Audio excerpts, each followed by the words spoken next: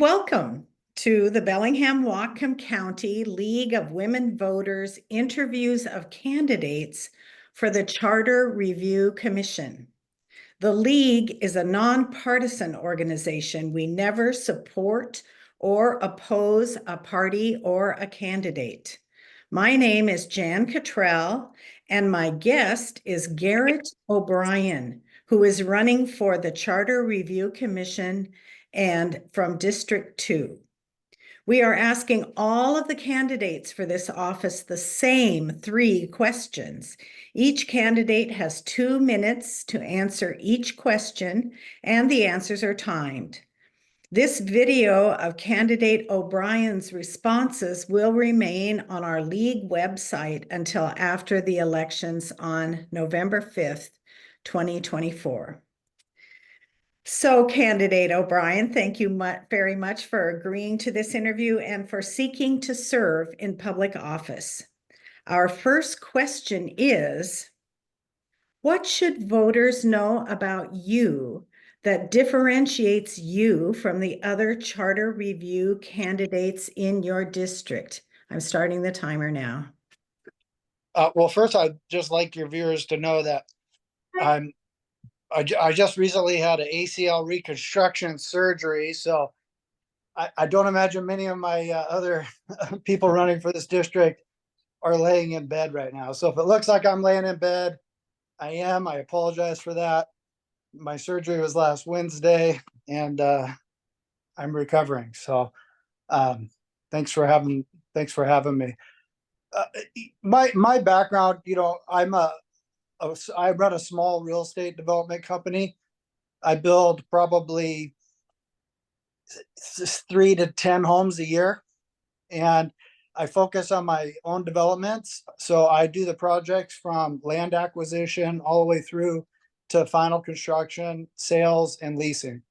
And I specialize in building affordable homes. And I've been doing that in Whatcom, Skagit, and Island counties. So if anybody's interested and wants to look up my company, it's Volonta Corporation. That's Volonta Corporation. And there's a little bit more about my biography there too. I served 2 terms on the City of Bellingham Planning Commission, and I loved it. It's a non-paid position. I was appointed by Mayor Kelly Linville in, I think, 2011 or 12. I served 8 years, and it's just a diverse group of people. And, I like building consensus. I have my views, but I learn. I'm an active learner when I'm in those meetings. And that's why I thought the charter review would be really cool, because I really want to get around the entire county. I want to learn from people that have farming backgrounds, people that have ranching backgrounds, and that are different than me, and collaborate to help improve our structure of government. So that's it. Thank you.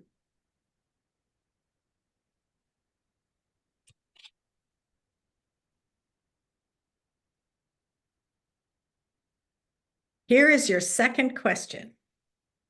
Polls show Americans are frustrated with polarization in political dialogue.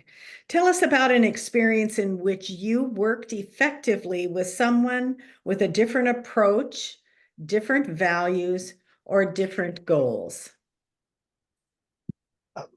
Also, I just want to tell you, League of Women Voters, it's cool that you guys put the time on there so you can kind of see how much time I have. So thank you for doing that.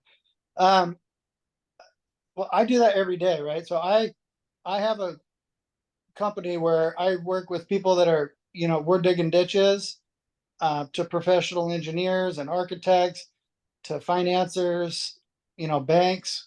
I have a wide range of people that I interact with. I'm a member of the Bellingham City Club. I'm on their programming committee. I love that committee. Big difference in demographics.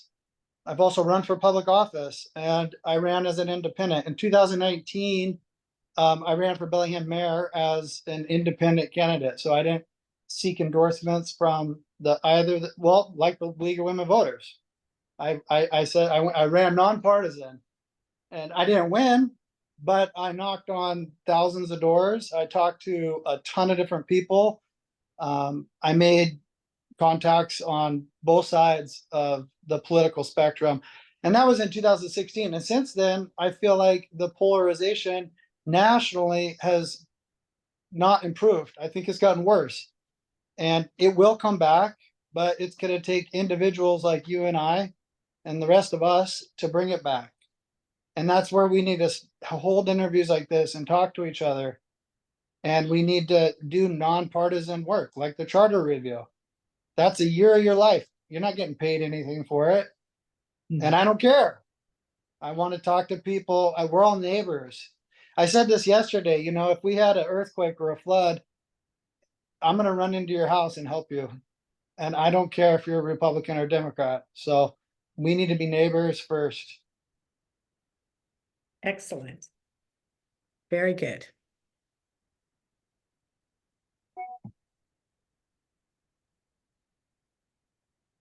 All right. And here is your third question. What issues would you focus on during the charter review process if elected? Well, I'm not coming into the charter review with an agenda.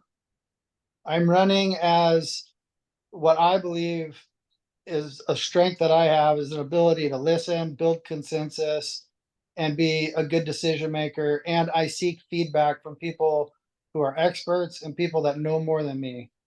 That's what I've done in my business. That's what's made me successful. Is I go to the people who know more than I do. I seek guidance. I look for their wisdom. So I don't have a particular item that I would be pushing for. I'm not immune to the fact that there will be, you know, people that will have interests that they want to push. I know that ranked choice voting is something that's of interest, and that's also something I familiarized myself with in 2018. I'm sorry, 2016. And I've learned quite a bit about it. I've looked how they've implemented that in the state of Maine and also the state of Alaska. And I think it could be very powerful for Whatcom County. That being said, the details of implementation are going to be really important. And people need to be talked with and through the process if that's something that occurs. Change is hard, and it needs to be done just out in the open in an educational way to where people know that, you know, nobody's trying to trick them. And we also got to be mindful of our county auditor and what the resources that we have available to administer those types of changes. So those are the sorts of things that I would be looking at. But I don't have a specific agenda. But I am aware of some of the topics that will be discussed. Thank you.